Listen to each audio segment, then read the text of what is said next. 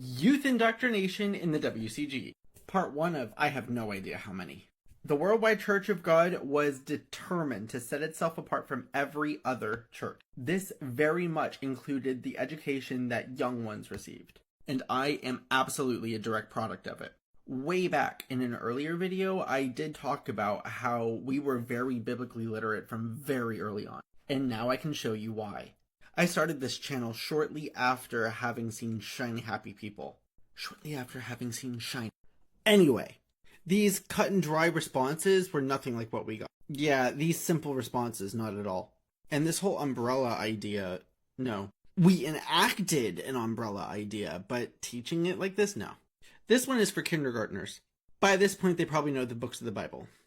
Talks about creation. And there's a whole coloring section with in-depth questions. What day was this animal created? Indoctrination of the Youth, Part 2! So after having taken a look at kindergarten, I decided to take a deep dive into 9th grade. So, I have a question to all my current Christian friends out there.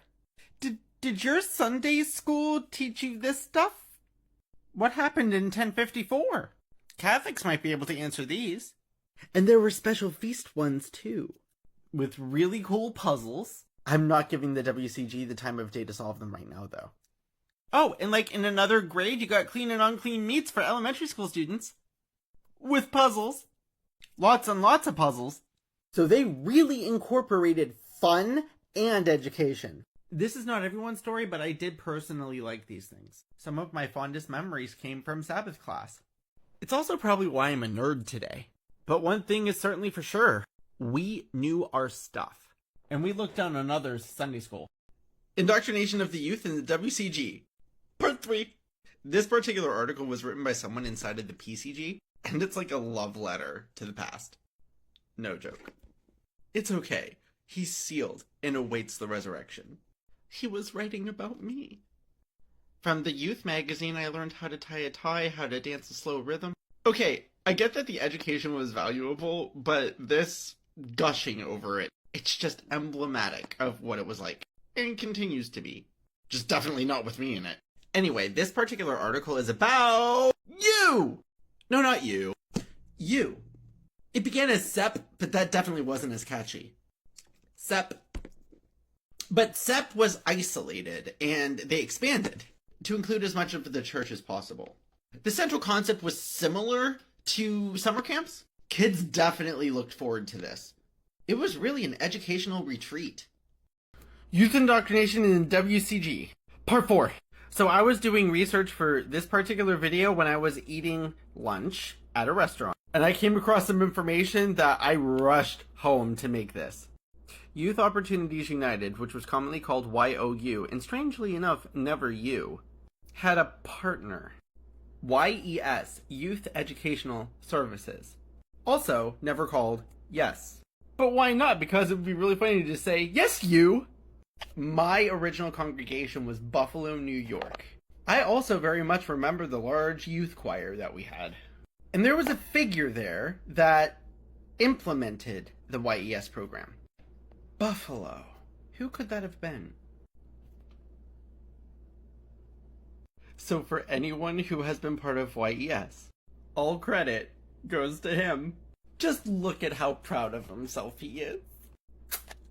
Indoctrination of the Youth, Part 5. Well, this is found on the RCG main website. Do you know David Pack? Written by David Pack. It's kind of like saying, do you know Jack? This one's not an easy read. He talks about how amazing he is. And it's in here that he talks about how YES was formed. As first you have YOU, but Buffalo had a large youth choir, which I myself have sung in. Strangely enough, I remember wearing a Power Rangers outfit for one of them. Everyone wore Halloween costumes, but we didn't do Halloween. Whatever that was about. But because of the younger ones, not teenagers, David Pack did formulate a program for youth. And Pasadena turned it into YES. To explain, YES is for younger kids. Credit where credit is due. Indoctrination of the Youth! Part 6. So I was going to do something else, but I was having conversations with people. I'm like, you know what? I'm going to do this first and then other stuff later. Let's talk about what it was actually like for a kid to go to church. In the WCG, the offshoots, and everything else like that. When services would begin, children were often whisked away into separate Bible study classes based on their age range. These things would be around the realm of like an hour, 45 minutes to an hour. And let me just be clear, these Bible studies were intense. I have never seen anything like it in any other church ever since. When we were done, we would go back with our parents, and then usually there would be like a blanket on the ground for us to play with toys. We would often pair up with our friends and would like play action figures or something like that. This was typically during the sermon, which lasted well over an hour. But that was for the youngest kids. Indoctrination of the Youth, Part 7. So I talked about what it was like for a kid to actually go to church and how they would play with toys and stuff like that throughout the sermon. There was also a bit of a dark side to that, but that was depending on your family and depending on who you were. Corporal punishment absolutely was a thing, and encouraged. I myself still waver on whether or not disciplinary spanking is okay, but what I am talking about is more than that. I myself never received this treatment. I was only spanked or backhanded. But depending on who you talk to, that can also be seen as abusive. I genuinely think that my parents had the best interest in mind, so I don't think that they were ever abusive. What I'm talking about, though, is like kids that would be shoved around so violently that things would break. And people would laugh about it. Like, oh, look at that young ambassador getting reared. And the intent had to do with authority. That is messed up. Indoctrination of the Youth, Part 8. So I talked about the little kiddos. What about teenagers? This is where we were pretty much identical with those in the IBLP. Teenagers were very polite and very controlled. You did have outliers, but the norm was that people on the outside would always remark on how well behaved we were, or how mature we were. Me, personally, I liked to be with adults rather than children all the time. I would often just sit with the adults and listen while usually studying or doing some type of puzzle. Or like playing Game Boy with the sound turned off but still listening to what they were saying. And I had a very particular trait. I am a very avid listener. Do you see how my face is tilted? This is my good ear. Completely deaf here. My whole life I have craned. Indoctrination of the Youth, Part 9. Well, after I trauma dumped last night, oh yeah, I'm totally going back and forth on deleting that video. For now it stands. Because if I don't talk about the way I feel, and if other people don't talk about the way they feel, then it's just going to remain bottled up like it always has been. So, when I was a teenager, even though we weren't technically part of the WCG anymore, I still very much followed the regulations. With exceptions, but I was still working things out. But I thought I was right, and that is a place where my OCPD did come into play. Basically, I knew the right way, everyone had to agree with me. Just to be clear, I'm not that way anymore. But I noticed this particularly among the men who thought that they knew everything. Especially outside of church. They might not know everything in church, but when they left church, they told everyone that basically they knew the truth. Indoctrination of the Youth, Part 10. So teenagers were also expected to be very attentive in church, and this is where the whole note-taking thing really started to come into play. This type of legal pad was a particular favorite among congregation members. Myself included, I used these ones. The super duper long ones that don't easily fit anywhere. Although that guy really looked like he was falling asleep there. At least pretending to be thoughtful. Or prayerful. But a lot of people did catch some Z's. Services were definitely around 3 hours. And that's no joke. Actually, one of the apostate sisters visited me here, and her husband actually had visited an offshoot just to see what it was like, and the first thing he said was, "Why all the notes? What is this? School?" To us, yeah, absolutely. We thought it was more valuable than public school. Indoctrination of the Youth, Part 11. It is really difficult for me to find Ambassador College material, although I am still looking. So I decided why not go for one of the offshoots, because it had to be similar. I was not disappointed. This is from the UCG. Their college is called Ambassador Bible College, and it's located in Cincinnati, Ohio. I love the dress code. But hey, anyone who's come from the RCG might get a kick out of this one.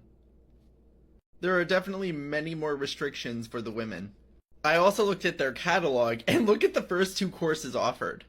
Public speaking. This is their version of Spokesman's Club, but for men and women.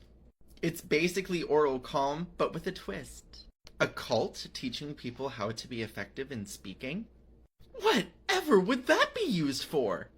Interesting. Personal and family finance offered. This is how you apportion the right amount of tithe. Indoctrination of the Youth, Part 12. While I might not be able to find, the course material of Ambassador College, I have absolutely been able to find some of the major theses. Thank you, Pro Armstrong Library. They're all up on there. I just wanted to give a sample. First thing I noticed. This was done on a typewriter. I cannot imagine how much work went into this. No joke. A typewriter! How they got that image just so perfectly in the center. Ooh. It was certainly a different era.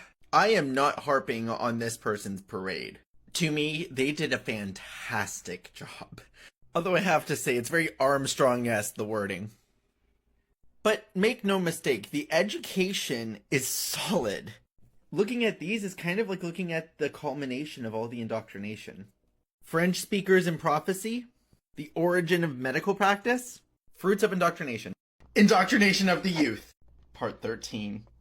The offshoots continued what the WCG started.